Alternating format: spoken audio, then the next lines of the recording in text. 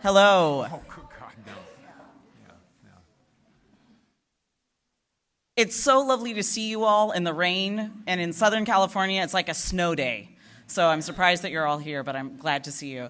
If you don't know me, my name is A.C. Pinella. I teach in the speech department, and I'm the vice president for the Academic Senate. And I'm really happy to be here and help moderate a round of position papers on the issue addressing the pedagogical impacts of the Carnegie Hour. And I want to clarify that we're talking about the pedagogy behind it, how it affects students and how it affects teaching. We're not talking about some of the other negotiated issues. Today, it's going to be not necessarily a debate style format, but we're going to do a little bit of history. Then we're going to offer pro and con positions, including some of the hopefully classified perspectives if they get here, and student positions. Then at the end of this time, we'll be able to have a little bit of Q&A. Around 1 o'clock, I know many of us have class, including myself, so don't be surprised if as this moves on, a new moderator takes over, because some people have speeches they need to go grade. So with that, I want to start by introducing Dr. Mark Rocha. Please give him a round of applause. Thank you, Pinella, and thank you. I want to thank Dustin and the Academic Senate for sponsoring these town halls. The communication on this subject is much needed. So I appreciate also having the opportunity just to spend a minute or two to offer a few comments that I hope will be helpful and supportive, and then I'll go on and leave you to your important business. First of all, I want to say, right, that we really are in a much better place than we were a short time ago. The news is good. We've reached a turning point, and now we're turning, believe it or not, to a period in which our budget will be stable, according to the promise of Prop 30, which passed in large measure to the good, hard work of so many here, and especially our students. We have the promise, believe it or not, of 7 years of stable funding. We have $6.7 million in this current year that will be restored to our budget. We are already making plans about restoring all of that money to our budget, most of it in the form of additional classes for students. Hope to add as many as 500 or 600 classes to make sure that we can keep our promise to every single student in this college right now, that there will be not one student who does not get the classes he or she needs to transfer or graduate on time this year. So we will see to that. And that is the good news of Prop 30. The even greater news of Prop 30 is it enables us to rededicate ourselves to planning. You've been in the front line with us, with me. The last 5 years have been difficult because almost every one of our conversations is about how do we do more with less? How do we keep trying to do the best we can with less and less funding? That conversation is gone. Now the question is, believe it or not, there will be growth money for enrollment growth put out by the state in next year's budget. So we are working together in consultation on how we will allocate the funds for the benefit of the students both this year and the coming years. But the news is good. We can get back to planning our future. And I know that'll be this is the task that we wanted. And so I'm grateful to be here at this point. The other thing, I wanted to make a quick comment about the Carnegie and then the kind of the concept of it. The Carnegie Hour, okay, I was just having a spirited conversation with Yolanda. It's probably a misnomer, the Carnegie Hour. We're kind of on it now. I think some of you, and we have it on tape, that we are on the Carnegie Hour, in a sense. But there was Crystal and Matt did a really cogent presentation last time. And basically it comes down to this, and I want to say this up front, all right? This is part of a process of deciding together. We could decide this, do nothing. Don't change a thing. But the reason why we're here is because we opened up a question. And the question was this. Back in 2003, 2004, okay, the recommendation was made to compress the calendar, okay, change the calendar from, I think, 18 weeks to the shorter time. But we did not compress the hours of classroom instruction, okay? The classes stayed the same, but we compressed the weeks, but we didn't compress the hours. Okay, so over the past 8 academic years, we've discovered certain things, that it is becoming increasingly difficult to schedule classes that enable students to get a full-time schedule. Because obviously if you compress the weeks but don't compress the hours, you're going to have irregular blocks of class scheduling time. So I want to make clear that certainly from my point of view, and from the board's point of view, the question on the Carnegie, whether we change or not, is what is best for the students. This has to be student-centered. So we wanted to open up the question of, since we already see that with overlap, and I think Crystal and Matt showed it much better than I could explain it briefly now, it's very, very difficult for our students to get a full-time schedule. Now, why is that important?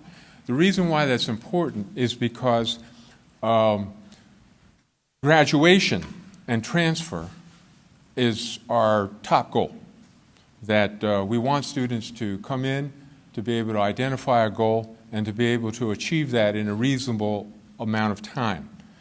And the key to graduation and transfer, all the research shows, is if a student is full-time.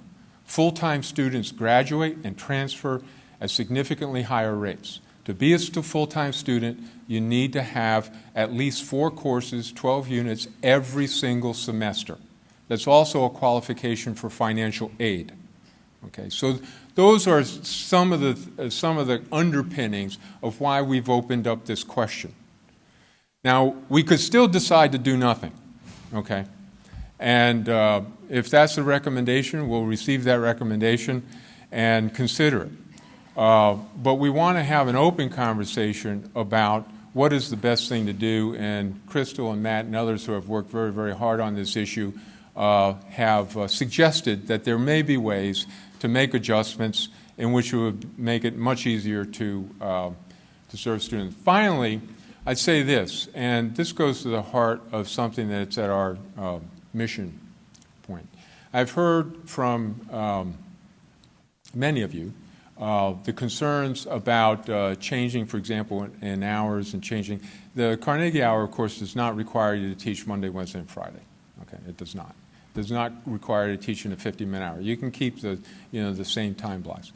But the more important thing that I'm concerned about is how are we going to make sure that all divisions, all disciplines, right, are able to offer less taught classes that are less enrolled. Right now it's becoming very difficult to do that. One way to do that, and in my own discipline of English, is there's a whole host of courses that I think the English department ought to be teaching that they don't, because they're, so much of the load is in basic skills in 1A. That one of the ways to do that is the majority of students, we believe, the research shows, want to get in and move through as quickly as possible.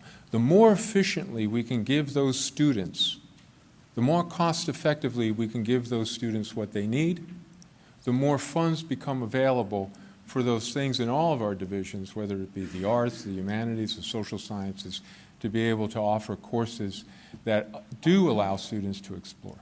So with that, I will leave you. I see your hook over here. I will leave you to your important work, and I look forward to hearing how it comes out. So thanks, Manal. Thank you. All right, so next up we have Dustin Hanvey, the president of the Academic Senate. Thank you, Penella. I'll be very, very brief. We're here today, as Dr. Rocha just said, to have a conversation. It's not exactly a debate, but we'll try to present as many different positions on this matter, and we do have Simon Fraser, the AS president, to present the students' view on this matter. But we really wanted to offer some views of various people, and after that is completed, there'll be time for you in the audience to ask questions. I see my role here today to be taking lots of notes. This is just the beginning of a conversation, not the end of a conversation, so a lot of these issues will be coming up in various bodies, including the Academic Senate in spring semester. So I encourage you to bring up issues, concerns, either today here during the session or afterwards through email or meetings. You should also be aware that if people are not here or have to leave early, we do have this entire session being videotaped, and so there will be a link on the academic website, hopefully correctly captioned, that will give people a chance to watch it, review it, and bring up further questions over the course of the next few months. So again, thank you for being here, and thank you to all who are watching this, and I hope again we'll have a very interesting and helpful discussion today. Thank you. So in order to get a little bit of background, we've invited Phil Rickards from Philosophy to talk about how the implementation of the compressed calendar came about. So go ahead and give him a round of applause. Thank you. I've been by the way, I've been teaching here since 1988, part-time from 1984, full-time 89 on. And in the 90s, I was working on the calendar committee, and we had a presentation in the Academic Senate from a representative of Santa Monica College who were on this compressed calendar that we are currently enjoying, and I do mean enjoying. And so a number of us went out to Santa Monica and talked to folks out there, and then we came back and we had conversations with all communities on campus, facilities, classified staff, and so on. This went on for about a year. And then finally, the administration decided that they liked this idea, and so we, after presenting some reasons for the change to our compressed calendar, which I will rehearse for you momentarily. So we worked out the bugs, or talked to everybody and got the bugs, maybe push it under the rug, but anyway. And so we went to the calendar in 2004, as you probably know. One of the things we considered was the pedagogically challenged 50-minute time period of Monday, Wednesday, Friday classes. Tuesday, Thursday classes, typically an hour and 20 minutes or so, hour and 25 with allowing for passing time, were better. In a 50-minute class, you hardly have time to take roll and get into your lecture or get into your material, and then ding, bell goes, or whatever it goes. And so that's a problem for us teachers and for students. The Tuesday, Thursday classes, as I said, fared better because they were longer. If you want to give an audio video presentation too, many of the videos that I show in my religious studies classes run for 50 minutes. So if I take roll, which generally takes 5 to 8 minutes or so, I don't even have time to show the whole video. Okay. I can and I do pass around a roll sheet, on those occasions. So the longer class time, which is now 125 minutes plus 10 minutes for passing, even though it says 135 on the in the schedule, is much better from a pedagogical perspective, we think. And I think that's be borne out by most of my colleagues would agree that this is so. Going from 18 weeks to 16 weeks is also better, we thought, because it would lessen what we call academic fatigue, both on the part of students and faculty. 18 weeks is a long time, okay? And would also require, as it did then, that we start the fall semester in mid-August. And by the time you get to Thanksgiving, if anybody's even still walking, okay, it's a pretty long haul for both faculty included. So that was a factor that came into consideration here.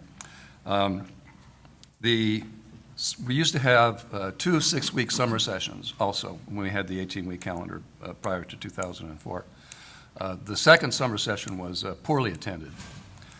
First summer session, we filled the classes, but second summer session, we had a lot of classes go unfilled. So what we decided in conjunction with the compressed calendar was to move the winter, the second summer session to the winter, where it used to be.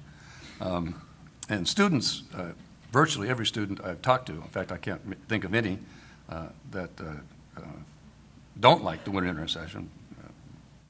All of them that I've talked to do like the winter intersession. It allows them to get a jump on things. If, for example, you have a Chem 1A class in the fall. Well, Chem 1A, I may have this wrong, but many classes are taught only sequential classes one time a year.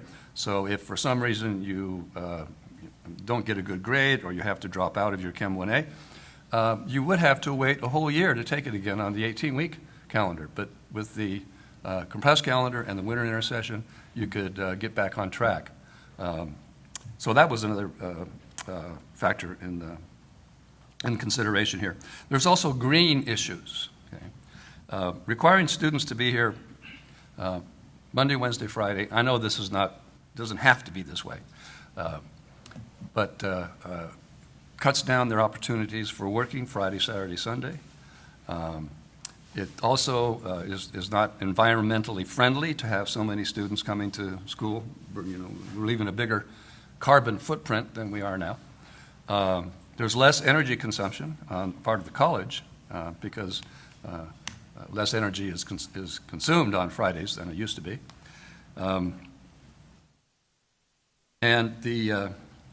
Also, after we changed the compressed calendar, it turned out that after the summer session, we had a month for well-deserved vacation. And that's also a month's time when the campus is virtually empty. And that gives facilities a lot of open space to do kinds of repair that having somebody here or having the campus operative year-round would hinder. So those were some of the main reasons on the academic side of it that I recall. There may be others that are slipping my mind. I'm getting older these days, and the past is getting fuzzy. Okay. So that's what I can share with you about the history. I would like to emphasize that we didn't make the change unilaterally. We talked to all communities on campus and considered the change from every perspective possible, from every community on the campus. And I think any kind of change, even should we go to the version of the Carnegie Hour that administration seems to at least be considering, an 18-week semester, would require that we have to return to starting school in the fall in mid-August, okay? And probably 2 summer sessions. Who knows what the attendance is going to be on the second one, and so on. So I forgot what I was going to say, but I guess I've said enough. Thank you very much. Thank you. Now we're going to offer, now that we've gotten a little bit of the history, our goal is to offer some alternate perspectives from other than faculty. So we're going to go ahead and go to Ann Ostrander, who's representing Classified, and she's a secretary in ENT. Hi, I was just notified that I was just asked to sit at the table of the panel just this morning. So I really don't have anything prepared, and I really do not have a viewpoint on this. My reason for coming here today was mainly to hear faculty's concerns and issues. So I apologize that I don't have any comments or anything to bring forward or anything constructive really to say, but I don't know, and I can't speak for the Classified because I didn't have an opportunity to poll anyone to see how they actually did feel. So I would feel, I wouldn't feel quite right in saying that whatever opinion I might have would be of the Classified Senate. But I know in engineering and technology, our schedules seem to work very well for our students at the point that they are now, but if they should have to change, I'm sure that most of our faculty would be agreeable. They seem to be able to set up, we are not probably like your typical division though, We have extensive lab time, and I mean, not that everybody else doesn't, but we have extensive lab time with lesser lecture time, and perhaps that might make a difference to other divisions that don't have quite that kind of a setup. So I think that our faculty would be very agreeable to whatever they would need to do. We do have Saturday classes. We do have some Friday classes. We have just a few, but they seem to work very well. Our schedule seems to work very well for the offerings that we want to make to our students, and they seem to fit the students' schedules. We have many students that need to work to come to school at night because they do work, as others of you, I'm sure, have that same situation. But as I said, I really don't have anything prepared. I don't really have a viewpoint, and I certainly don't feel comfortable speaking for all of classified since I did not have enough time to really poll anybody and see kind of what their feelings were. So that's really all I have. No, thank you very much. We appreciate you being here. We're going to move on to get a little bit of the student perspective, and we have Simon Fraser of ASPCC president. Thank you. So I suppose that from my point of view, this conversation needs to be part of a larger conversation around scheduling on this campus as a whole. So I'm going to give you my experience. I'm a STEM student. I'm a computer science major, and I was required to take a class called CS3A, C++ Programming. There was one section of that offered this semester. So that is Monday, Wednesday from 9 a.m. to 11:10. And that 10 minutes is very important. Then I had to take a Math 5C class. The Math 5C class, that when I had to fit in a physics, well, let me go to my physics. My physics is Tuesday to Thursday from 9:45 to 12, and then on Thursdays there's a lab from 1 to 5, which meant that most of my day is essentially blocked. And so my math, I had to take that 5C. I ended up in a Tuesday, Thursday, Friday class that goes from 7 a.m. to 8:35. So all of these classes, this was the only way that I could fit the things that I needed this semester into my schedule, with strange start times. And in fact, it was those strange 5-minute, 10-minute offs that made it so that I had to take this gamut of classes with the Tuesday, Thursday, Friday combination, plus the Monday, Wednesday, and those extra 10 minutes and those extra 5 minutes really prevented me as a student from being able to take all of the classes that I need. We do have a problem with students taking those kind of classes. And I will say that we will be trying to poll on whether or not we should go to 18 or 16, keep the 16 week. Unfortunately, we do have about 30,000 of us. It's a little harder to poll. So we'll be doing our best. But there is an issue. So I'm not going to comment on whether or not the semester length, except what I have heard is that 18 weeks for students is fatiguing.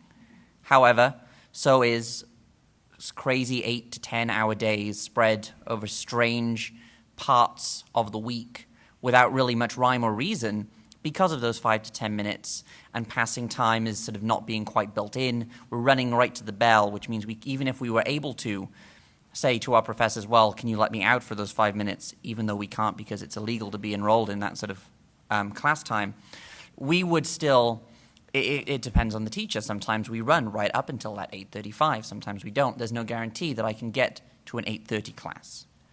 So from the student's point of view, something needs to change.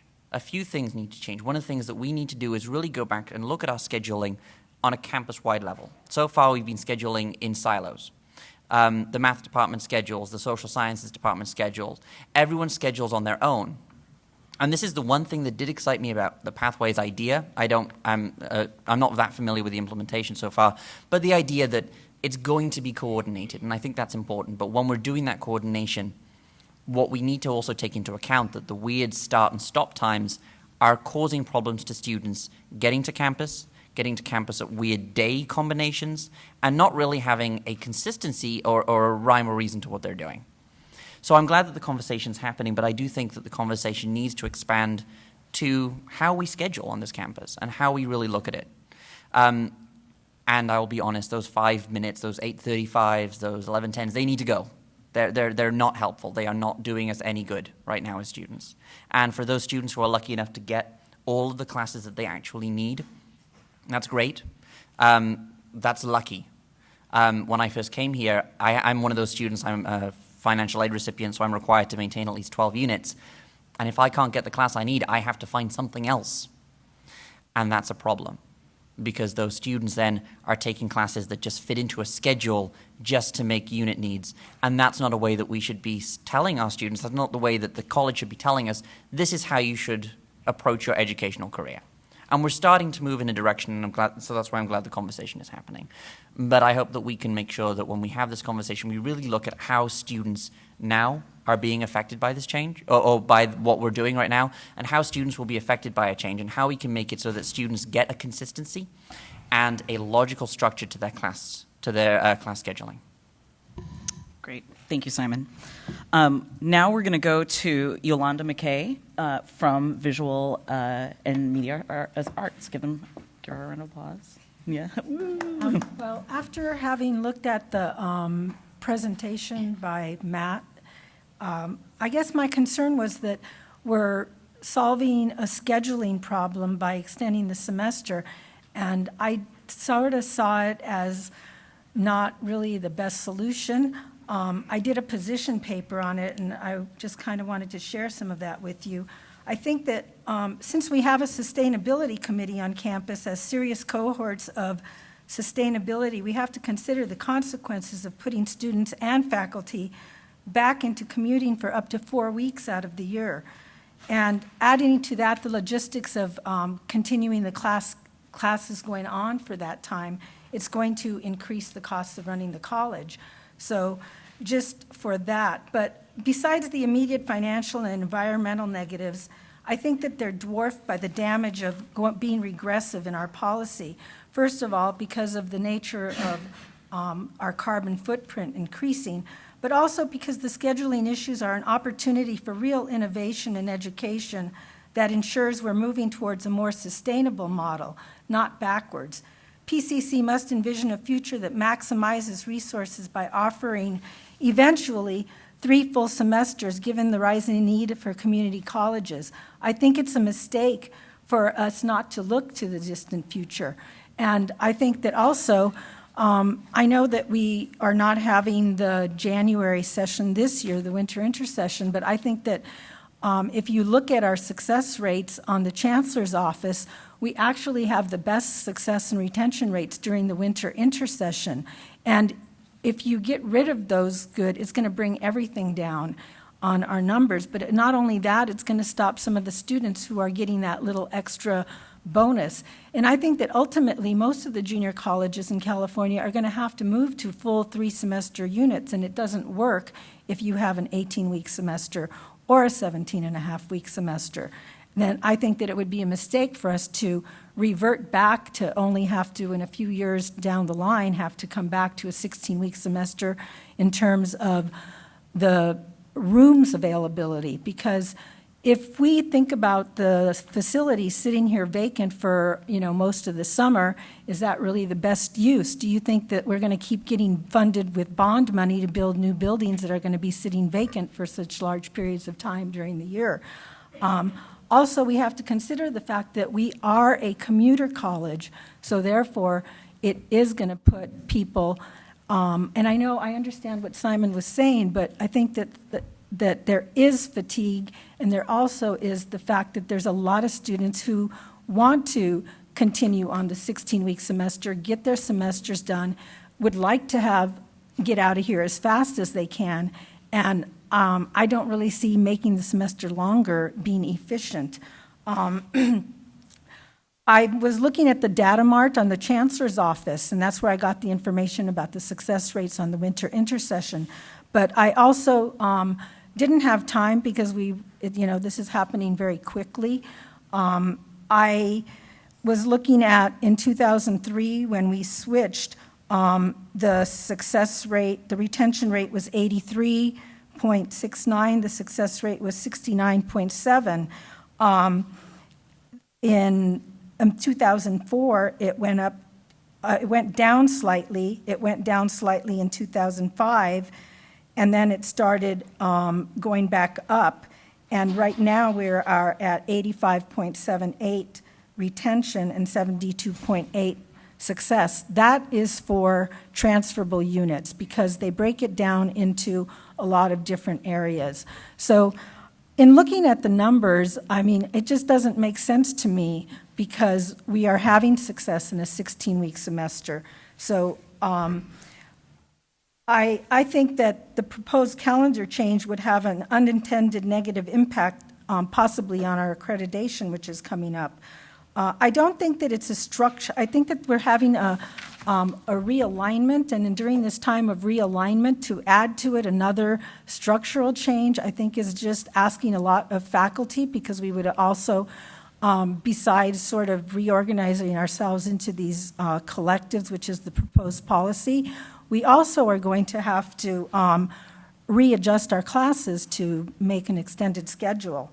I would also say that I think that week and a half would be better used by faculty to get on board with Canvas, to prepare for classes, to make things more efficient in the classroom. Again, I agree with Phil that spoke at the beginning that having shorter class times, especially for us that are in the visual arts and media studies, and I do know that there is one person that would disagree with me in the visual arts and media studies in this, but having spoken to probably 15 people, there's only one person who wanted to switch back to the longer semester. It's just, in sculpture, where I teach, we have about a 15-minute setup time, get out tools, set up tools, and then we have about a 20-minute cleanup time. So without that extended class time, I think that I'm going to have less actual contact hours in instruction and more sort of logistical taking role and that sort of thing going on, cleaning up, setting up. So that's one thing. Another thing that I wanted to say was that the proposed policy to reorganize faculty, I guess I already said that, that I'm against the regressive move to an extended traditional semester, and I think that I'm against it for the very reasons that we changed to the 16-week semester in addition to the ones that I've just talked about.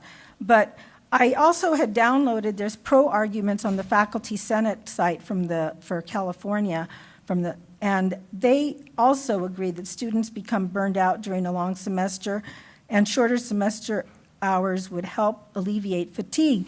But I mean, I think that my main point is that I think that the Faculty Senate should form an ad hoc committee that we can actually look into these statistics, because there's a ton of statistics on the Chancellor's website. And when I was talking to our president at the beginning of the session, he was mentioning that that we switched without really thinking about it.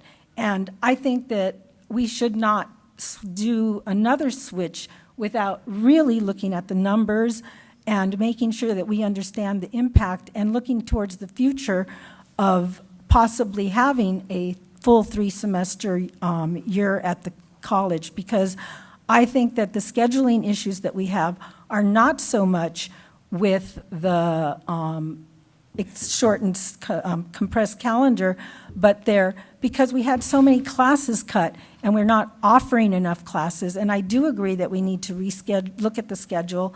And if I looked at Santa Monica City College, they're on a 16-week semester. All of their classes start at the quarter hour.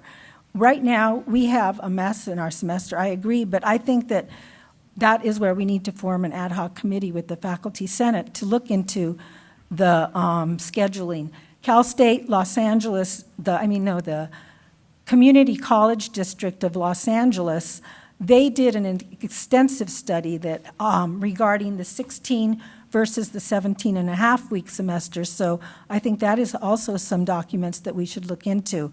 So that's my... Thank you very much. So now we're going to go on to Carrie Starbird from Math. Hi, I sit here today not necessarily in support of the compressed calendar, but really in support of students.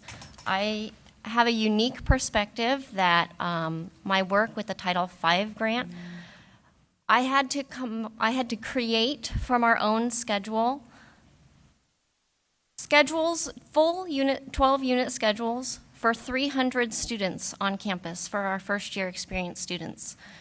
The following year, I had to do that for over 600 students. So I'm speaking from firsthand experience of what Simon speaks about the difficulty in creating schedules for students. It is very, very difficult to create a working schedule that does not have students getting here at 7 a.m. and leaving at 4 o'clock in the afternoon. If they have to take the bus here, for example, it's very difficult for them to get here at 7 a.m. Oftentimes, my only choice was to have a class that started at 7 a.m. and then to have a huge gap in their day and then have another class in the afternoon. So I'm here just to speak to the idea that I would like to have the schedule, the way that we schedule classes around campus. I'd really like us to look at how they're scheduled. In my work with this, I also know that classes start or end on campus almost every 5 minutes. That makes it incredibly difficult for students to get classes. If anybody would like to see the schedules that I created for students, I would be more than happy to share them. I ended up creating, I believe, over 27 schedules for the first cohort and over 50 schedules for the second cohort. With the first cohort, I was limited to students in Math 402, Math 125, and Math 131. Carl Main, our dean at the time, said you can have 3 classes of each of those, and from there I chose English classes that would work around the scheduled classes he gave. And then I had to try to fit in a general education class, which was incredibly difficult. The following year, there was a little bit more flexibility, there was a little bit more flexibility because we were able to work with our new dean, Charlie, and Amy, Charlie in math and Amy in English, to say these are really the optimal times when students could get classes so that the English and math classes didn't overlap. So we were able to communicate with them the times that it would be helpful if they could offer classes at these times versus at other times.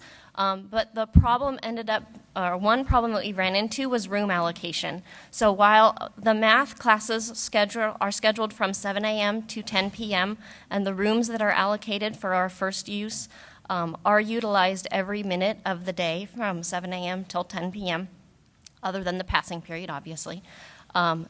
We utilize our rooms 100%, but English does the same thing with their classes as well. So while our math classes, for example, if I have a Monday, Wednesday, Thursday, Friday math class, a 4-day a week that goes from 9:40 to 11, that makes it incredibly difficult for a student to get a 2-day a week general ed class. So for example, a Monday, Wednesday class in the morning, because the general ed classes usually go, the 2-day a week classes are usually from 10:25 to 12, or what was my other one?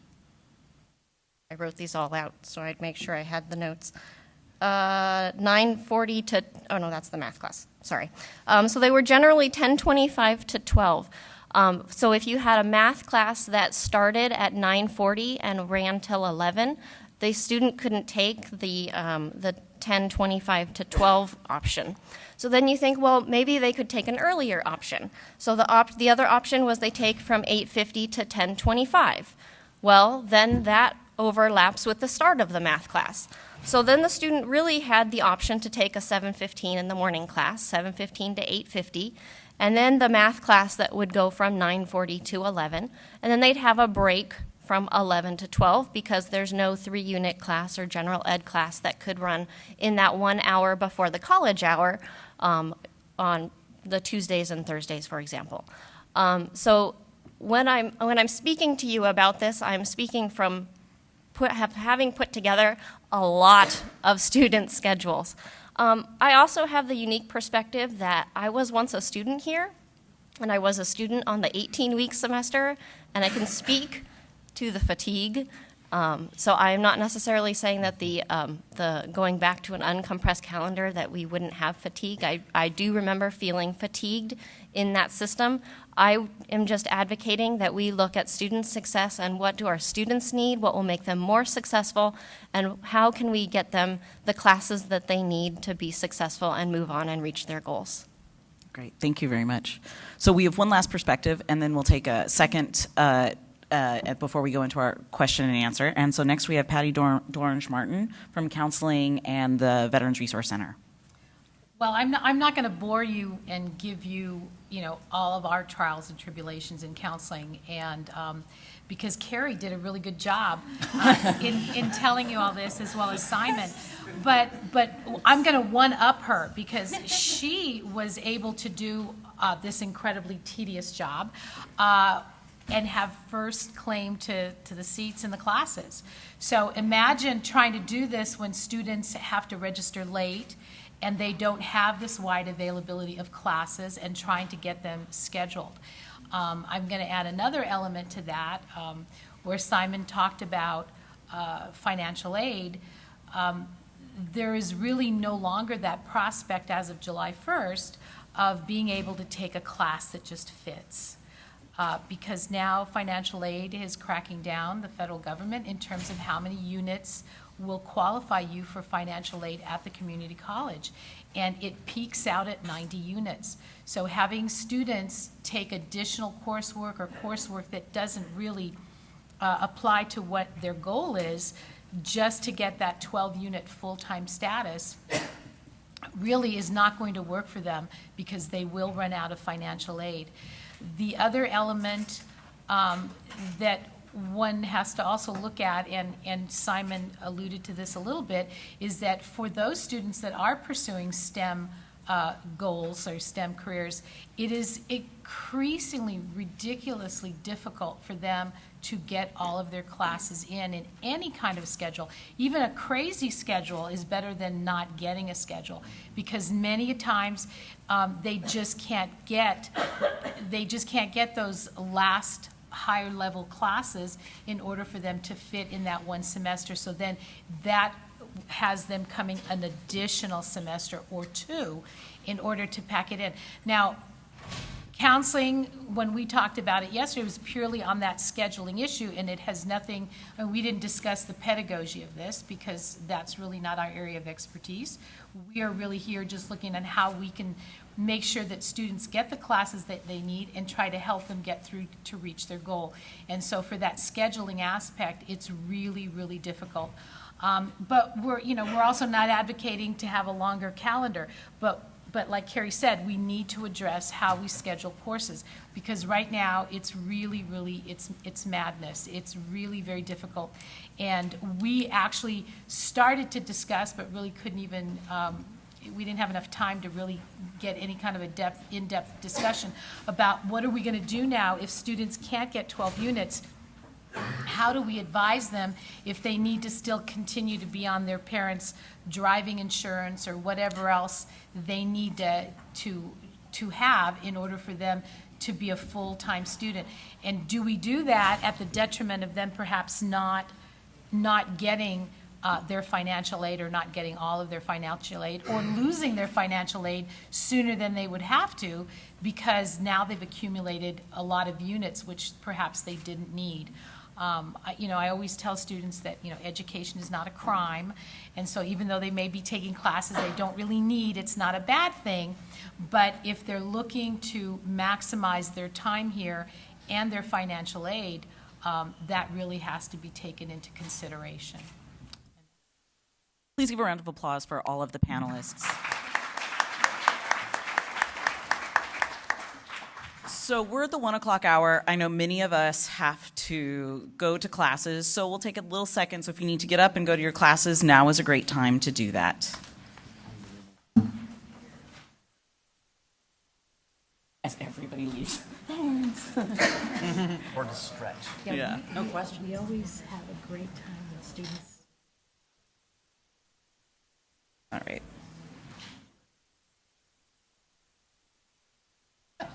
Well, the other thing I didn't say too is that a lot of students, I think, delay math because they can't make it fit. Because they have those 10 5-minute odd things going on. All right. And what I didn't mention is that for the next semester, I only have 9 units because I couldn't fit my math 10. All right, so now that the mass exodus has happened, we're going to go ahead into our question and answer period. I'm also going to pass off the role of moderating questions to Dustin Hanvey. Before we start this section, there are a couple of things we're going to let you know. Is clearly you've noticed that when we're talking about the Carnegie Hour, there are a couple of different elements, and identifying it more by those specific elements is going to be important. And what I mean by that is scheduling, the length of the calendar, student impacts, those things. When you're asking your questions, you may want to clarify as opposed to just saying the Carnegie Hour so that our respondents can be more specific in helping you out. The next thing is that we are also having this taped and the courier is here. So if you're asking a question, they've asked that you identify yourself and your division. So if they choose to use you for a quote, they know who you are. But with that, I'm going to pass it over to Dustin Hanvey, and I hope you have a lovely discussion. I look forward to watching this as I all leave. And there's a mic up to the right. Thank you very much. Yeah, again, good afternoon, everybody. Again, as Penella just pointed out, we encourage you to raise questions. I will be writing down as best I can, although I'm trying to moderate this as well. If you can come up to the mic, the courier has asked us to have you identify who you are, if in case that they do want to use your quote in the newspaper article about this event. And you can direct your question to me, although I won't necessarily know the answer. I have no position on this matter, to be honest. So I really just want, if you want to direct it to one of our panelists, be prepared for a lot of we don't know or I'm not sure, because this is just the beginning of the discussion. So again, if you have questions, please come up to the mic, identify who you are, and again, if you want to address it to any particular member of the panel, or just want me to write the question down for future discussion, please do so. Thank you. Okay. All right, thank you. My name is Thomas Berg. I'm in the Health Sciences Division, and I teach in the Registered Nursing Program.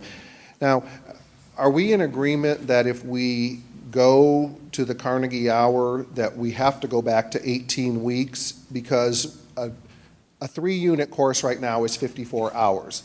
So if we go to 18 weeks, if we go to 3 hours a week for 16 weeks, that's only 48 hours. The state's not going to pay us for 54 contact hours if it's only 48 hours.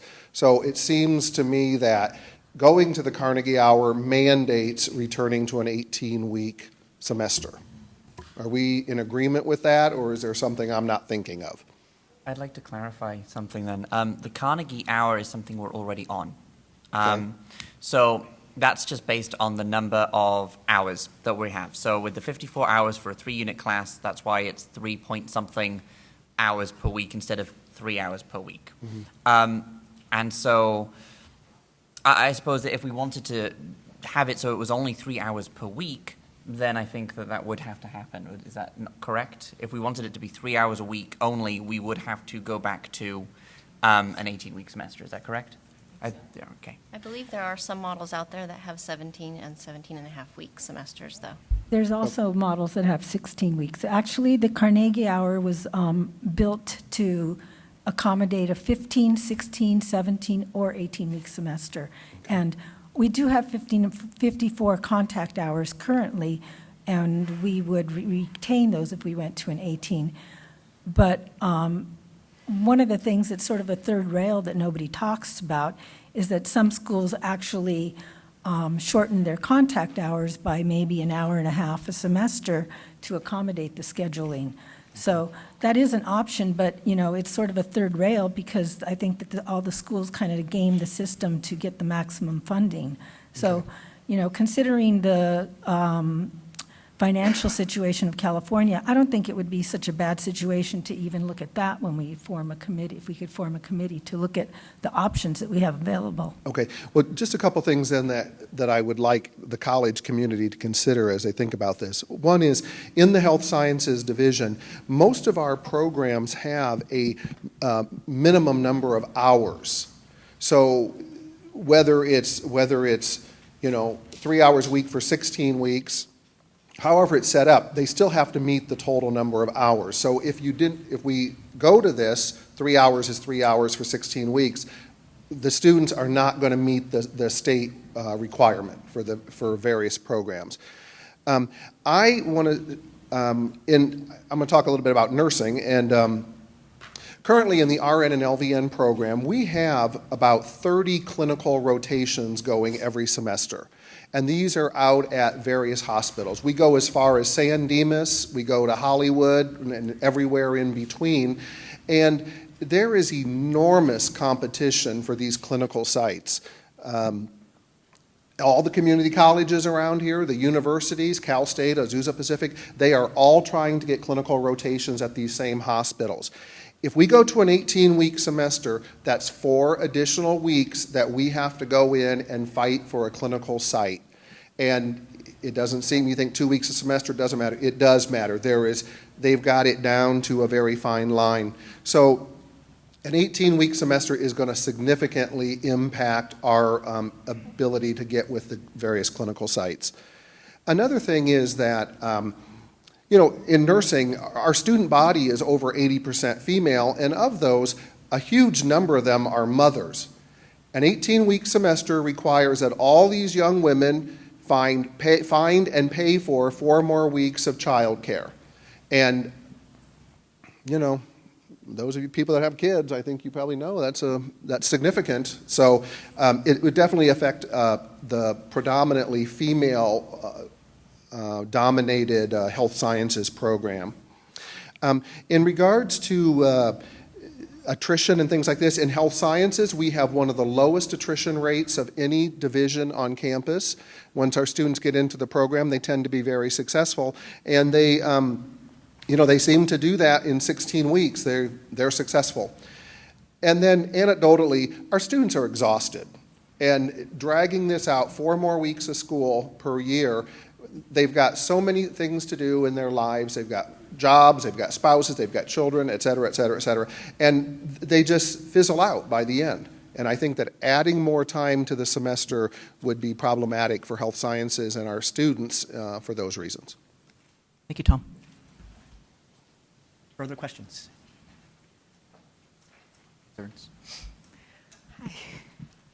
Hi, I'm Bucky Bada from Psychology, the Social Science Division.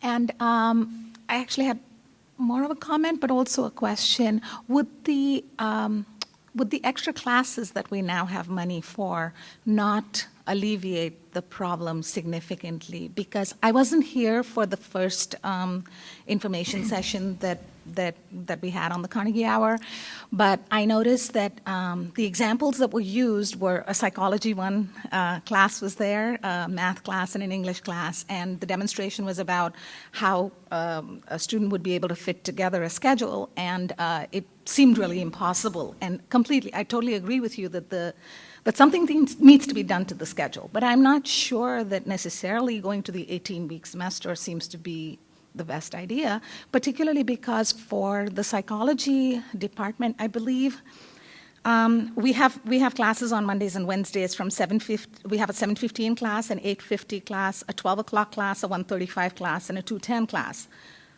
I was surprised to see that there was no 10:25 class on there, and that seems to me like it's just a question of money and not having one more class in there.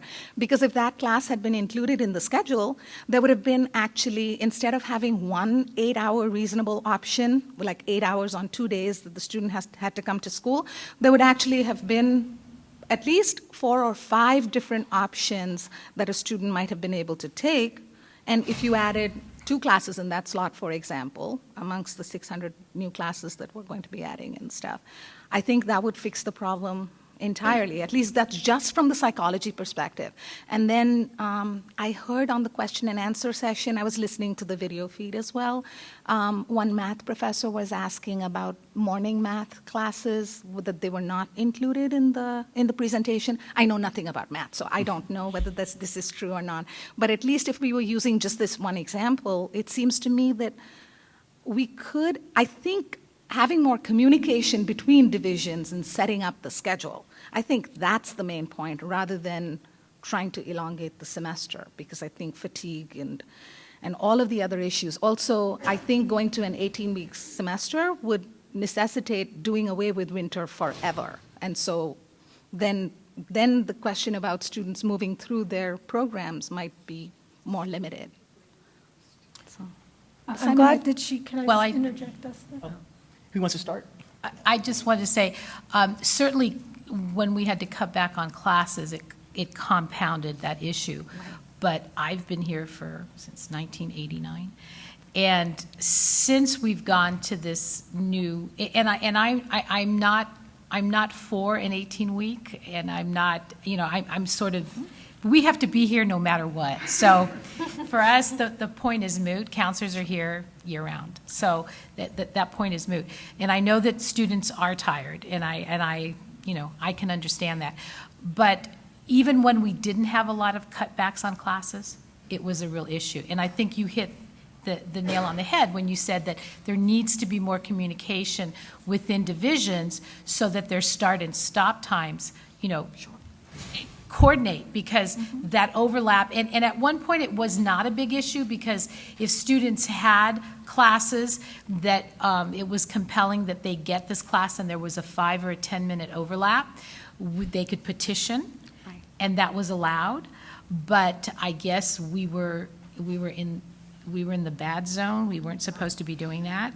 And so when we were called on that, they could no longer do that. So when that happened, then it became a really big issue. And again, that was before we started cutting back on classes as a budget consideration. So adding back the classes now, I don't think, if we continue to schedule the way we do, I don't believe it's going to have that much of an impact. I mean, always more opportunities help.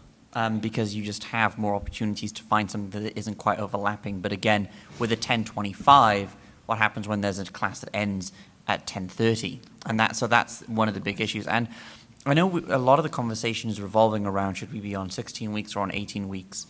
And what I'm hoping to get out of this, and I tried to allude to it when I said let's expand the conversation, is I want us to at least come from a starting point of these aren't our two options. Let's figure out an option that works for PCC. And if that includes the quarter hour that Santa Monica uses, whether we go to 17 weeks, whether we keep the 16 weeks but do something else with it, I think that I want us to avoid in the conversation feeling like it's either an A or a column A or a column B. The on the hour and half hour, 18 weeks, or the crazy start time, 16 weeks. And I hope that we can get to a point where we have a solution that works for everyone, because, yes, we're tired. We are tired. I basically was going to say what Simon said. I would just add to it that I don't think that the reason that maybe for some of the students that are coming in under those scheduling conditions that they were talking about for counseling, but I think that most of the students I talk to don't get the schedule that they want because the classes are all closed, not because of the timing. And I have a student in my sculpture class, and I was talking to him yesterday. So what other classes do you have? And he's like, this is the only class I have. I said, oh, so but you're just out of high school. And he said, yeah, I tried to get a full schedule, and this is the only class that I could get. So he was locked out of all classes by the time that he went to register, and he added my class, and he stayed. So I just wanted to mention that I think that a lot of the issue is having cut back something like, I know at least 600, if not 900 classes in the last 2 years has severely impacted it. And to pretend that that didn't exist is, and I totally agree with Simon. My position is that I think the 16-week semester works. I don't think we should fix something that's broken. I think what's broken is the timing of the classes, the scheduling, and I think that can be fixed. And that's why my position is to form an ad hoc committee to look at the scheduling issue. Thank you, Yolanda. Thank you. Can I just address one more thing, Dustin? So you asked about, or you alluded to Matt's previous town hall meeting about the psychology, the class, the 10:25 to 12 o'clock slot was missing. In my experience in working with the schedule, that happens to be the most common time that classes are offered, and as a result, It's very difficult in a later schedule to add classes at that time because there's no rooms available on campus to offer them. So once the schedule is built, trying to add classes, you run into that hurdle that there's no place on campus that will hold the class at that particular time. So if classes all started and stopped at agreed upon times, that would help alleviate the problem as well. Please, just let us know who you are and then ask your question. Hi, my name is Khulud Swema. I'm a chemistry professor from the Natural Science Division. And I'm just going to bring a point here that might not be clear to everybody, which is the perspective of many students who participate in program. I personally coordinate Bridges to the Future program, which demands that a lot of our students, and they are STEM major students, go to four-year universities, sometimes in-state and sometimes outside the states. And they spend the summer doing research. And those programs, like PCC is one of the most successful Bridges participant in these programs, and we have great success, and these students end up going to grad school and earning PhDs from the most prestigious universities here. If we start, or if we adapt the 18 weeks, then we have to start mid-August. All these programs finish, and the students have to be there all summer till the end of August, right before we start the fall. So we're going to deprive all these students the opportunity to being successful and participate in the programs that has so many benefits, not only the success in the STEM programs, but also they come with also like financial aids. Like there are so many things that are coming with these programs, and I feel strongly about not having our students participating in them. The way I see it, and I've heard it today, it's like we do have problem with scheduling, no question asked, And I feel that if the choice was to go to 18 weeks, it's like we are really just trying to avoid the hard work. And the hard work is to sit together and reschedule. 18 weeks seems to be a quick fix, and quick fixes are never efficient, and they turn to fail on the long term. Like I would rather see the campus sitting together and doing the hard work and work on the schedule like across campus. That's just my intake on that. Thank you. Can I add to that a little? I don't know if I made myself clear before that the state only mandates, I think it's 48 hours, and we have 54 hours. Of course, it's tied to funding, so it is a funding game, but there is the possibility in that sort of, idea of figuring out a better schedule and remaining on not going to the 18-week semester would be to possibly not claim every single one of those hours. I don't know the way the state works, if you could have, if you have to have across the board all classes be the equivalent of, may say 53 hours or 52 and a half hours instead of 54 hours. So that's also, I think, a possibility that exists, not one that I'm promoting, but I'm just saying that it is a possibility that exists. I just want to follow up on that. I'm not going to advocate either, but I just want to speak for a couple people who couldn't be here today, and I promised that I would bring this up that became relevant. I had two people who wrote me, one from math and I think one from natural sciences, who said under no circumstances would they want to give up even 1 hour of their class time. It was that important to maintain 54. So I think we have to talk about that. But again, we could go to 53 or 52, but there are people out there that feel very strongly, I want my 54 hours. And I have to say that my personal opinion, I can speak for myself here, is I identify with that opinion. I mean, I understand that we want to have as much time with our students as possible. So that's another possibility that we have to consider as well, that some classes really need the 54 because they've been built for the 54. But again, I just wanted to speak. Right, Without naming the names, there's a couple people who wanted me to make sure I brought that up, and I'm speaking for them. Please. Yeah, Paul Gerald, Natural Sciences. We don't really have a Carnegie problem. We do have a scheduling problem. We can't move from 54 hours, unfortunately. The Carnegie unit states that you're allowed to have anywhere from 48 to 54 hours for a 3-unit class and still have that be acceptable. Most community colleges had adopted 54, and in order to fit the 50-minute hour, that meant an 18-week semester. Title V, the most recent amendments for Title V, preclude colleges from reducing the number of hours of instruction for the purpose of calendar compression. So even though we've already compressed the calendar, we still have to have 54 hours of instruction. You could do an individual class to 48 hours through CNI or something like that, but if you had 54 hours under an 18-week calendar, any shorter calendar has to have 54 hours of instruction for a 3-unit class. Well, that's what we currently have. And I'm not No, and you promoting can't- to go to you 48. can't. No, I'm saying you can't. You What? can't go to 48. The law requires that if you compress the calendar, that the same number of instruction hours that you had prior to compression equal the same number of hours after compression. So that's why we get these screwy hours. I have a question actually to follow up. Because That's only if you compress. In other words, if you just go to a straight 16. No, but we compressed. Okay. If we uncompress and we go to a straight 16, you can turn it to a 48 hour. I'm not sure about that. I suppose my question is that because you're talking about now if we were to compress, but we already have compressed, and so Correct. we're already now at 16. So if we were to reduce contact hours, and I'm not saying we should. I don't think we shoot can. me. But if we were to reduce the number of contact hours, we would be able to do that because we're not doing it for the purposes of compressing our No, calendar. we can't. Because we've already, even though we're not recompressing the calendar. You can if you don't do it as a compressed calendar. You can. Can we perhaps get some clarity on that at some point? Would Yeah, anybody in the anybody audience wanna- have to have awareness? Please. First of all, this is a great forum and information, and I personally agree that having a committee or groups together to talk about all this stuff makes good sense with the facts and everything. I want you to come to the mic and maybe for the camera identify. The one piece of information I think that's been left out of the discussion so far is we have to factor in holidays and days off, what have you, so that the minimum is 48 to 54, right? I think right now we're on 53 in most cases. But in order to do that, you've got to factor in all the Monday holidays and the Wednesdays. Within that period of time, you've got to get a certain number of hours of instruction in.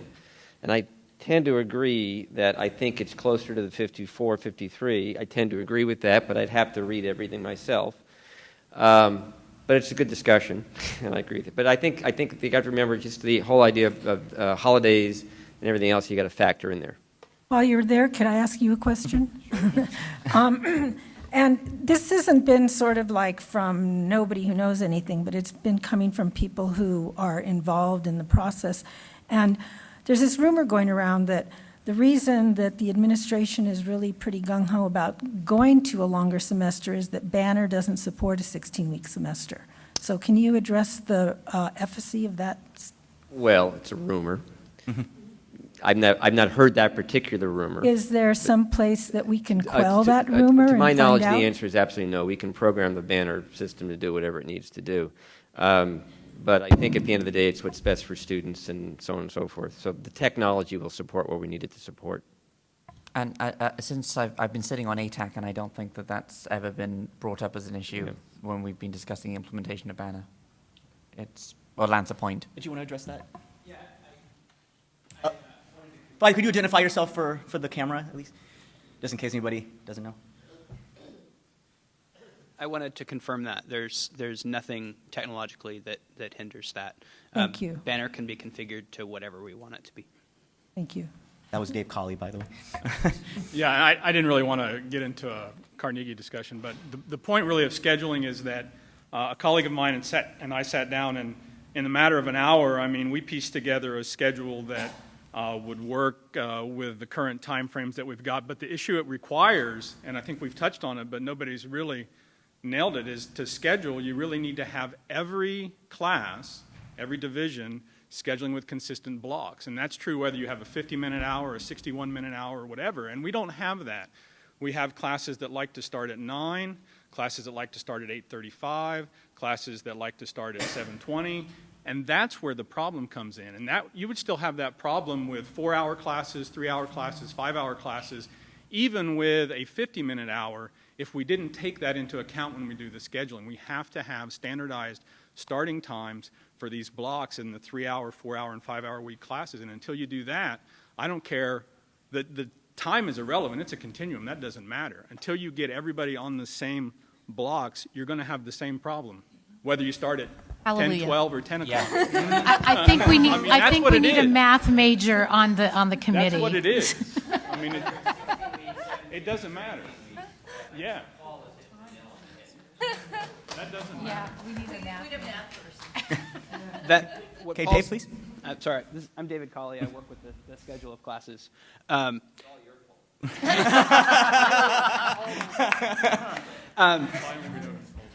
What Paul said is true, and even though, well, I'll say this, with the 50-minute hour, a 3-unit class, 4-unit class, 5-unit class can start either on the hour or on the half hour. It's easier. And it's easy. The trick is with a 3.4-hour course, you have 3 hours and 20 minutes if it's one day, or 1 hour and 35 minutes if it's 2 days. You can't even offer a 3-day class because it doesn't divide properly. So all of a sudden, you have these starting and stopping blocks that even if you had a consistent block for all 3.4-hour classes, starting at 7 to, and all the way through, it's not going to match the time blocks for a 4.5-hour course. Yeah, there's always going to be a 20-minute or Right. some kind of gap. I mean, there always going to have to be a gap. But it's not impossible is the point. It's not impossible. It's a trade-off. We have to but it's think tricky. what's really best for the students sitting on campus for 20 minutes and maybe getting a start on their homework in between classes or dragging their backpack around 2 more weeks at the end of the semester. I mean, we have to really look at it from that perspective as well. I mean, it's possible now. We just have to be consistent. Although what I would just like to add is that right now, for a lot of students, it's not 20 minutes, it's 3 or 4 or 5 hours. Because that's what we have right now. Yeah. I agree. If Right. you had to do it like Carrie did right now, it's impossible. But if you start from the beginning, it makes it Yep. much more, doable. Please. Okay, I'm Kiara Hensley from counseling, and I think counselors have kind of a unique perspective because we are the only faculty members that teach and schedule students, work directly with students in terms of scheduling classes, aside from Carrie, right? However this is decided, I think for me the conversation is not around 18 weeks because it's something that nobody wants. Students don't want it, faculty doesn't want it, the 18 weeks is an exhausting thing. I also think it's important to know that the time is there anyway. Whether it's 18 weeks, mothers are still paying for that huge chunk of time in the day for childcare. Whether it's at the 18-week or 17-week or 16-week, those hours are still being spent. So not doing it doesn't save mothers the cost of childcare. That's being spent through the course. So that's one. Two, really scheduling is a nightmare for students. It is. It is the overlapping, technically overlapping, but not technically overlapping. It's a very difficult thing. For STEM majors in particular, with financial aid, it will be virtually impossible. We're also not talking about anyone who's in lower level English and math who cannot take the courses in their sequence because they're not even at college level courses yet. There is nothing else for them to take except for a few GEs that don't require prerequisites.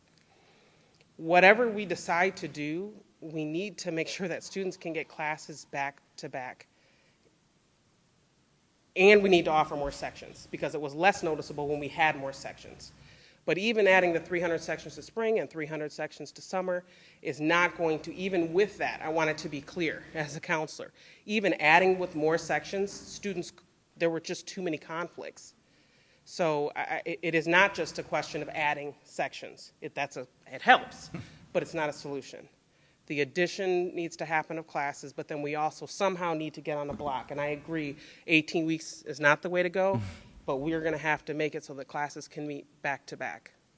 So, and I think it requires also the flipping the script. As an instructor, I do think we need to stretch. I think we need to think about why we made our schedule the way the changes.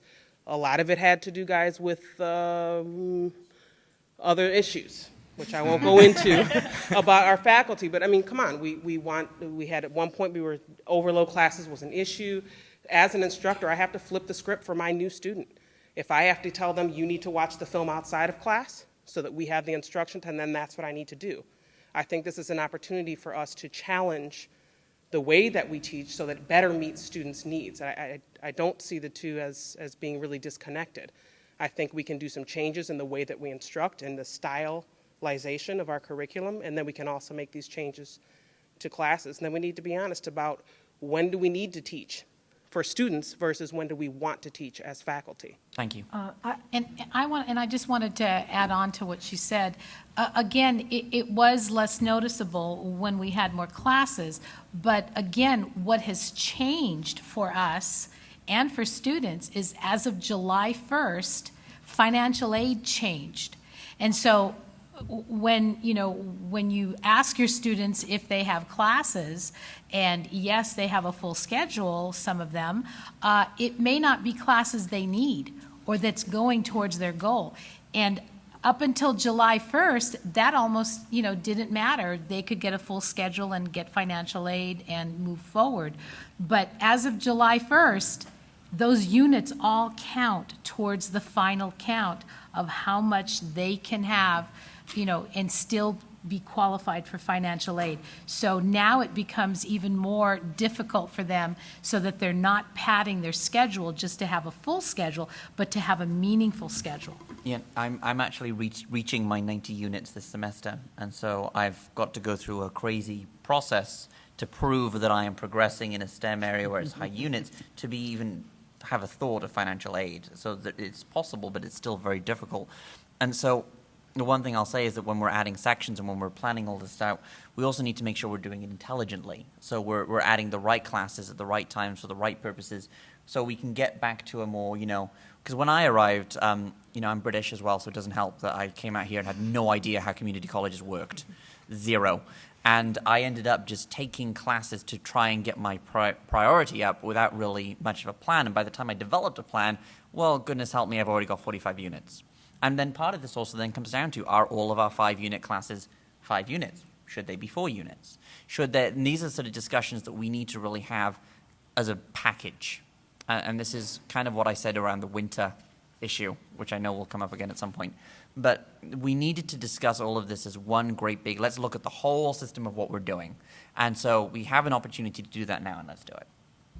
Yolanda, do you want to add anything to that? Well, I was just going to say that, while the idea of having back-to-back classes, I think it's good, but I think that if we went to the 15-minute and students had 45 minutes between their classes, I don't really see that as a negative, because I think it gives them the opportunity to use our library and the other campus computer labs and things like that, where they really would have a dedicated sort of study time if they wanted, or for those who want to socialize with other students. So I think that back-to-back is, probably ideal for some people, especially like, women who have children, but I'm not necessarily convinced that we want to have it create a system that everybody can have back-to-back classes. I don't think that's possible. But I do agree, I think we need to organize it so that if everything at least starts on the quarter hour, students aren't going to have to wait as long. I mean, I know that we're still going to have those odd ending times, but if a class ends on the 35, they might be able to get to another class at the 45-minute. Our next question.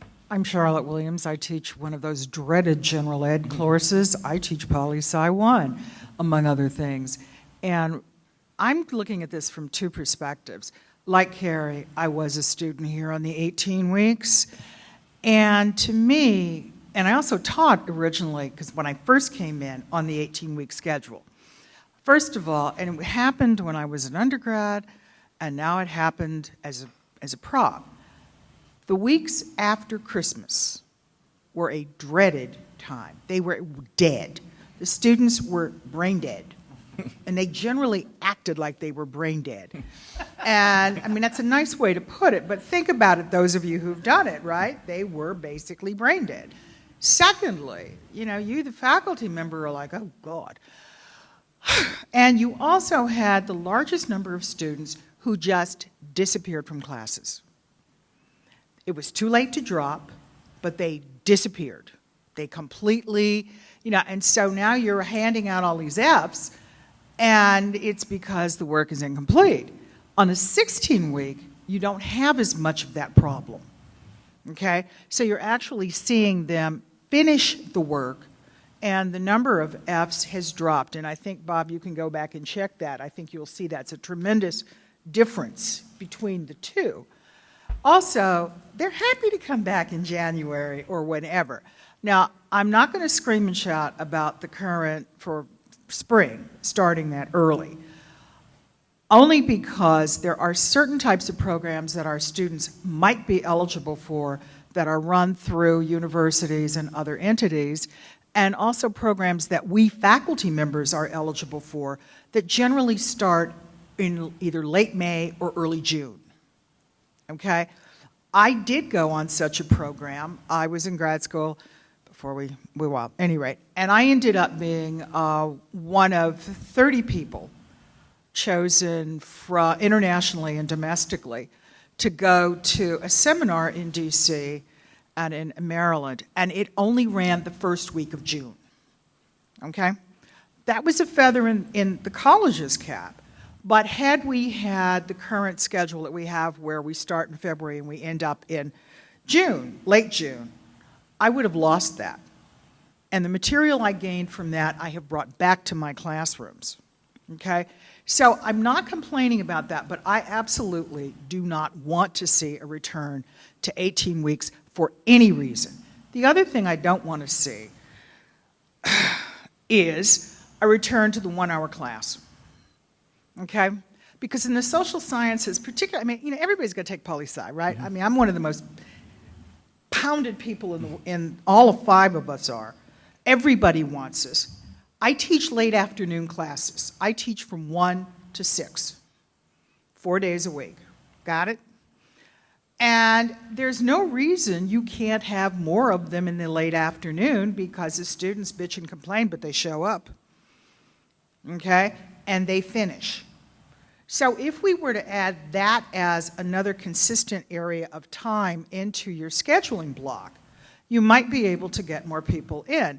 And very, very honestly, most of the students are staying. Now poli-sci 1A, everybody and their mother's got to take it, so we know that. But they're staying, they're finishing. And that's a lot better. On the 18-week, forget it. The finish rates were ridiculously low. Okay? Thank you, Charlotte.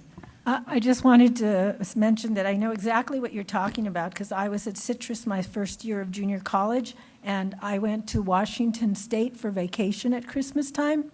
I did not go back. Took me 4 years to go back and take care of those Fs.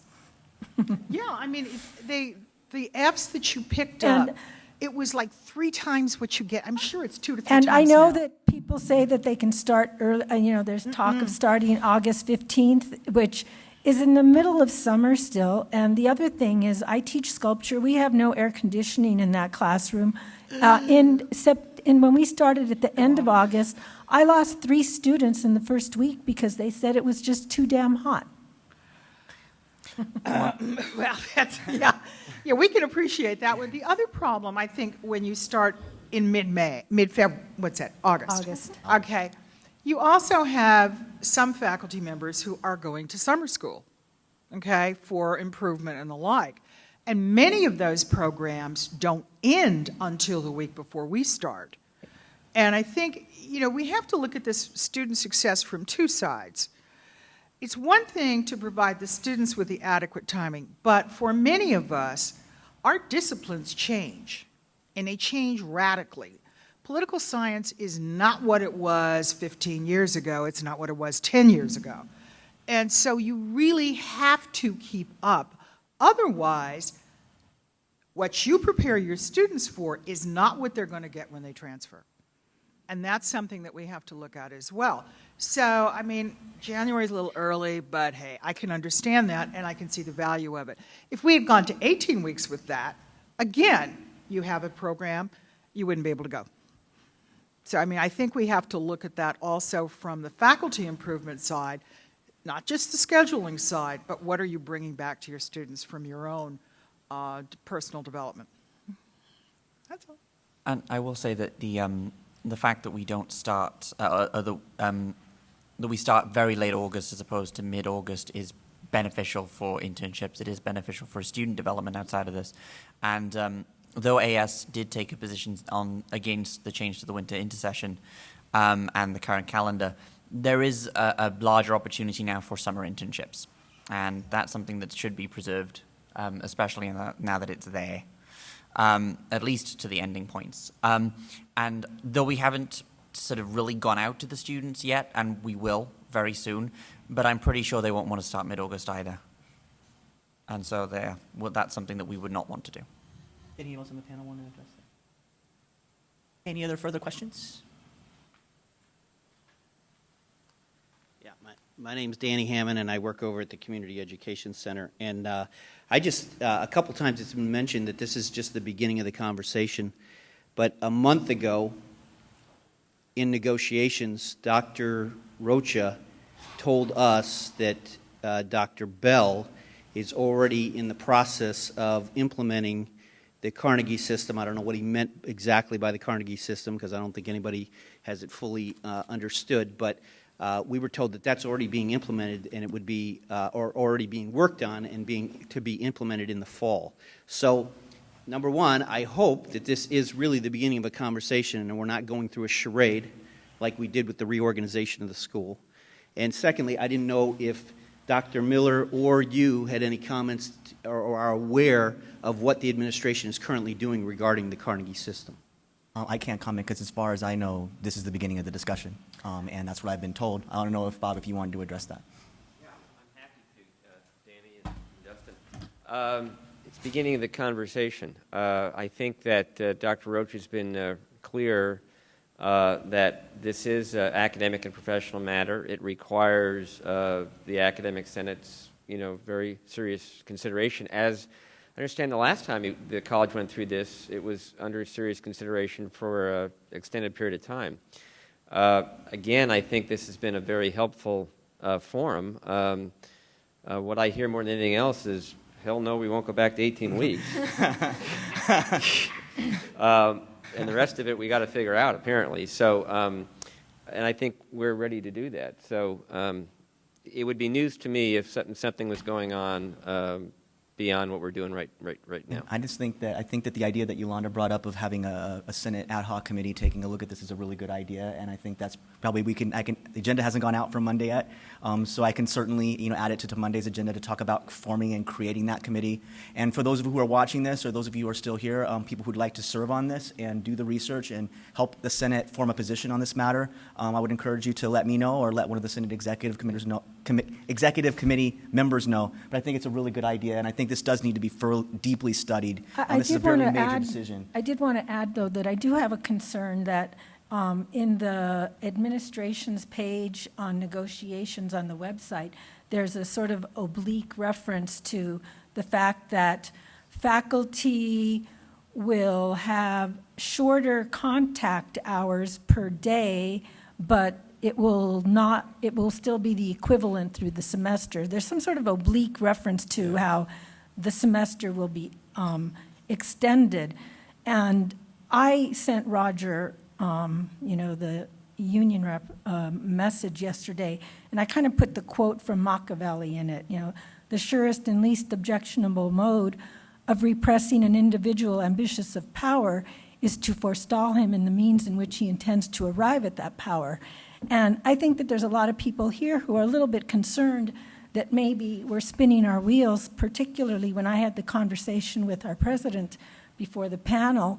He made it very clear to me that he very much supports the 18-hour semester and that he thought that we had moved from the 16-hour to the 18-hour without really giving it much thought. Yeah.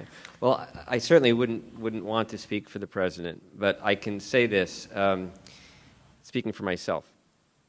What I have heard is that our biggest need is a block scheduling that works for students, right? I've heard it from Patty, I've heard it from Carrie, I've heard it from Simon, I've heard it from Paul. And there's certainly a need to improve the way that we actually offer classes, how we schedule those classes, how we use our facilities, up to and including the possibility of investing some money into creating more classroom space. When that Center for Performing Arts opens, we're going to have something like 56,000 square feet of available space, and I think we maybe need to think about putting some more classrooms in, as an example. And that will help with some of this block thing that we've got to deal with where we're dealing with that. So I think it does need to be studied, and I know it will be studied. I don't think we can afford to wait and study it for 3 years, frankly.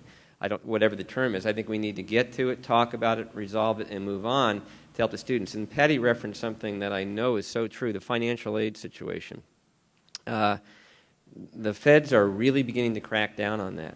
And what we need to try to do is make sure that our students are not burning up financial aid on classes that don't get them where they need to go to. And part of their problem right now is in order to maintain eligibility, they got to take whatever they can take. And shame on us for not trying to figure out a better way of doing it. So 16, 17, I don't think it'll be 18. In fact, what we've talked about, I'm sure it won't be 18.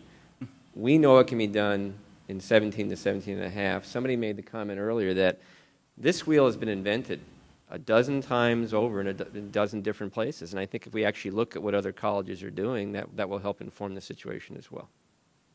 And so I think what I've learned from this really is that, as the beginning of this discussion, that we need to get a group of individuals together that will really make this their spring semester project, to really take a look at this. And I would actually recommend, this is my opinion, that the whole entire, now that we've moved to this new calendar, I think that should be part of the discussion as well. And we should talk about the whole thing, the whole package, I think, as somebody put it earlier, and talk about, we're having this conversation in English already in terms of our program.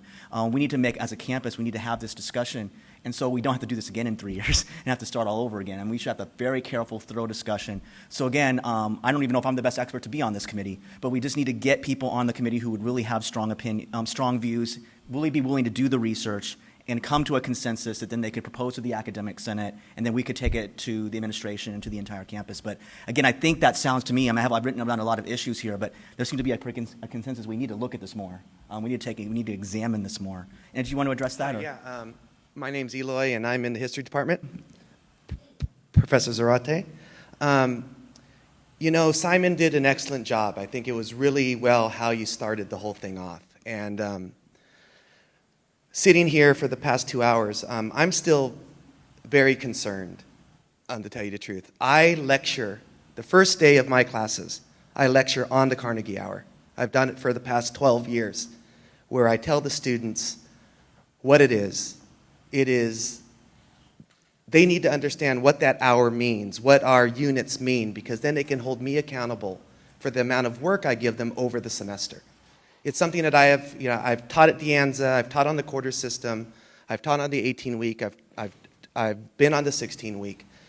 And what I'm hearing is still this distrust. I really hear that we're not talking straight.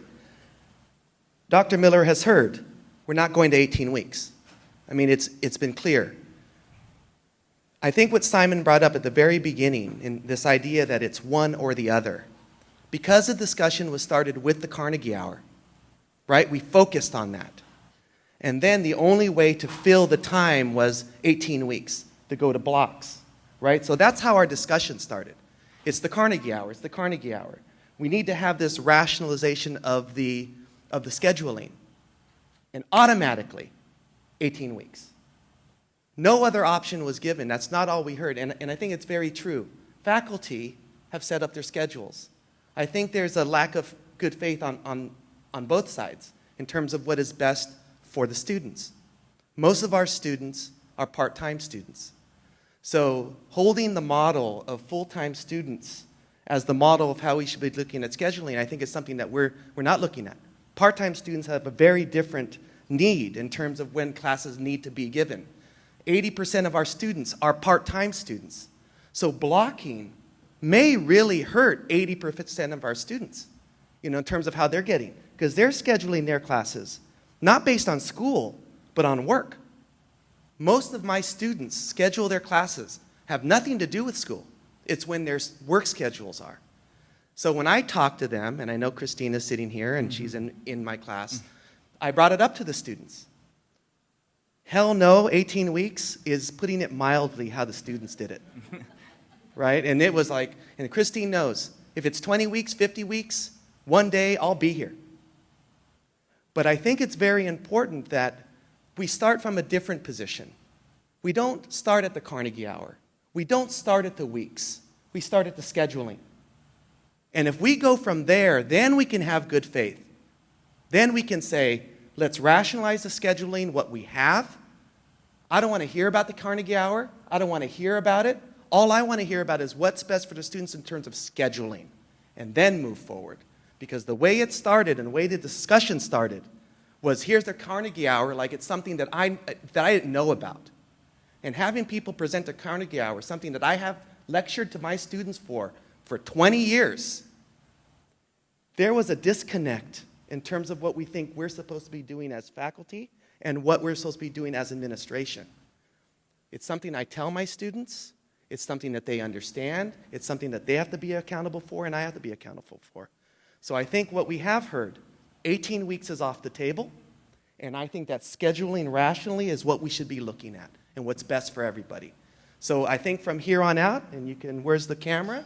Or everybody's here, right? So what I'm saying here to be holding everybody accountable for is that we move forward on scheduling, not looking at the weeks and not looking at the hours. And if we hear it in any forum again, then we can hold everybody accountable. And that's really what I want to make clear. Scheduling first, students' needs first, and then faculty and administration have to go with what the students need. Part-time students have to be looked at. They're the majority of our students. And then we have to look at everybody else because it is crazy how we schedule. And I just really wanted to make that clear to everybody. That was my proposal, to form an ad hoc committee on scheduling, not extending the semester. Thank you, Eli. And that kind of brought something up which I wanted to make sure, and I love the Academic Senate, and I harp on about the students' rights and shared governance all the time. This is one of those, because I want to make sure that when these conversations move forward, that students, all of the gamut of students, whether they're part-timers, people who work on Saturdays, people with children, we find those people to be part of that conversation from the get-go. And I'd like to, with the camera rolling, I'd like to sort of make sure, you have my solemn word as Academic Senate President, there will be students on this committee. I appreciate that. And classified and managers if they would choose to be so. This will be a full shared governance committee, and that is my solemn promise. And I think that the comments about starting from scheduling were right on the money. And I have obligations to my students, so we'll have one more question, and then I need to go to my class at 2 o'clock. They're waiting 1 extra hour for me today. Please, go ahead. I just wanted to make an explanation or a clarification. I very much appreciated Eloy's words. The reason why there's been a connection with the 50-minute time block and 17 and a half weeks is because that's actually the standard for community colleges in California. Crystal Colross and I have done a ton of research looking at any way that we could find a community college in California that was not using 17 and a half weeks as the base term length multiplier with 54 hours. There isn't one that exists. And there's not a Santa Monica City College. No, but they're still using, kind of like what we are, they compressed their calendar from 17 and a half week to 16 week, 54 hours to 54 hours. But they still have a scheduling system that works better than ours does, well, on a 16-week. But they still have the odd hours. At the end of the classes. Yeah. But I just wanted to communicate that the reason why there was sort of the inherent link between a 50-minute time block and 17 and a half weeks is that for community colleges in California, that is the standard. And it's a neutral statement. That's why it was linked. Okay, I'd like to thank everybody for coming. I do have my English 1A class to get to. They have their presentations they're putting together today. I thank all who are watching this, and that committee will be formed on Monday. Spread the word. We won't actually start it going until spring. Everybody's going off for Christmas. So we'll create the committee on Monday. I would encourage the AS to start thinking about who they would like to serve on this committee. We'll start it at the beginning of January. I'm open to having this being an enormously large committee. There's really no limit. If anybody who wants to be on it, they can be on it. And we'll start the work in spring. Thank you. Have a nice vacation, everybody.